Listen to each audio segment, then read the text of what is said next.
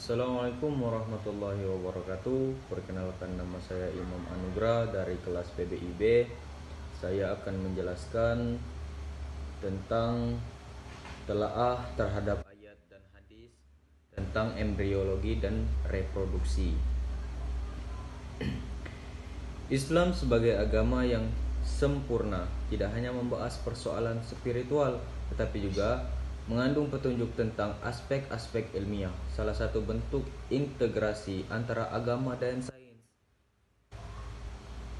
Di sini kita akan menjelaskan tentang kajian embriologi, yaitu ilmu yang mempelajari proses perkembangan embrio manusia. Dalam ayat Al-Mu'minun ayat 12 sampai 14 yang berbunyi, "Dan sungguh kami telah menciptakan manusia dari saripati, berasal dari tanah. Kemudian kami menjadikannya air mani yang disimpan dalam tempat yang kokoh. Kemudian air mani itu kami jadikan sesuatu yang melekat. Lalu sesuatu yang melekat itu kami jadikan segumpal daging, dan segumpal daging itu kami jadikan tulang belulang. Lalu tulang belulang itu kami bungkus dengan daging. Kemudian kami menjadikannya makhluk yang berbentuk lain atau sempurna.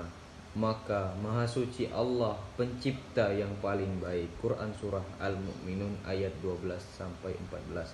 Adapun hadis yang menjelaskan tentang embriologi, yang diriwayatkan oleh hadis riwayat Muslim, menyatakan bahwasanya sesungguhnya salah seorang dari kalian dikumpulkan penciptaannya dalam perut ibunya selama 40 hari dalam bentuk nutfah, kemudian menjadi alaqah selama itu juga, kemudian menjadi mudghah selama itu juga, lalu diutuslah malaikat dan ditiupkan roh padanya. Hadis riwayat Bukhari dan Muslim.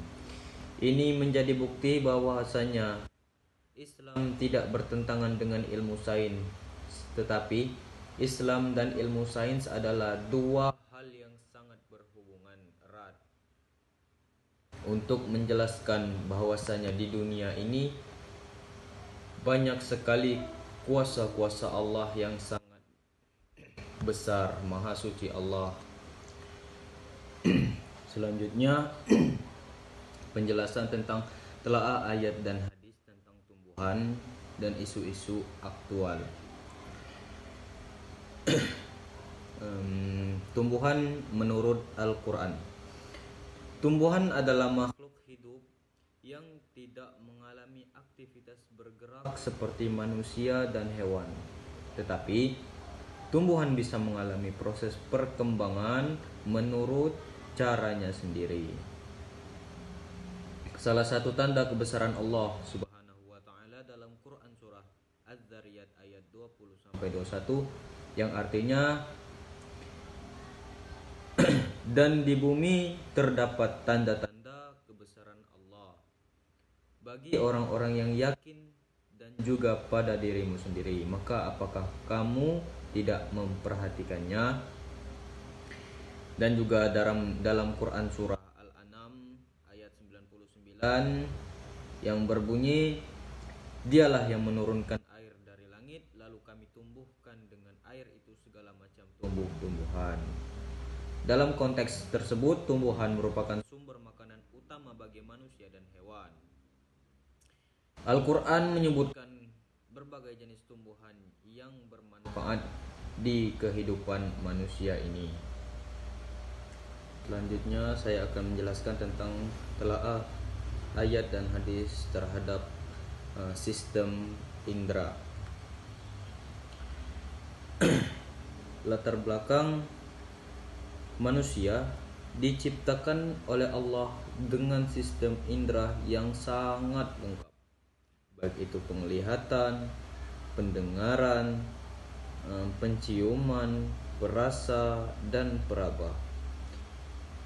Dalam konteks tersebut, indera adalah alat untuk mengenali dunia, mencari ilmu, dan beribadah kepada Allah. Dalam Islam, indera tidak digunakan sembarangan karena dimintai pertanggungjawaban, sebagaimana ada hadis yang menjelaskan bahwasanya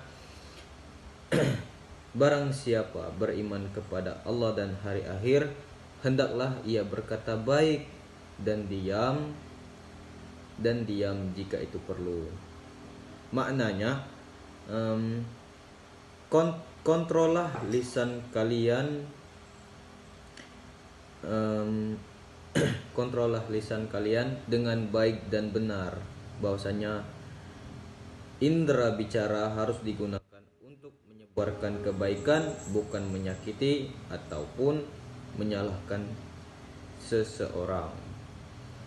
Dan juga ada ayat Al-Quran dalam surah Quran An-Nahl ayat 78 yang berbunyi, manusia dia memberi kamu pendengaran, penglihatan dan hati agar kamu bersyukur. Maknanya, manusia lahir tanpa pengetahuan, lalu Allah memberi indera sebagai sarana untuk mengenal ilmu, membentuk kesadaran dan bersyukur. Indera bukan hanya alat fisik, tapi media pelajaran dan ibadah di dunia untuk mencari bekal di akhirat kelak. Oke, sekian saja penjelasan dari saya. Apabila ada kata-kata yang kurang berkenan ataupun kurang masuk di dalam hati para audiens, saya mohon maaf yang sebesar-besarnya. Kepada Allah saya mohon ampun. Wassalamualaikum warahmatullahi wabarakatuh.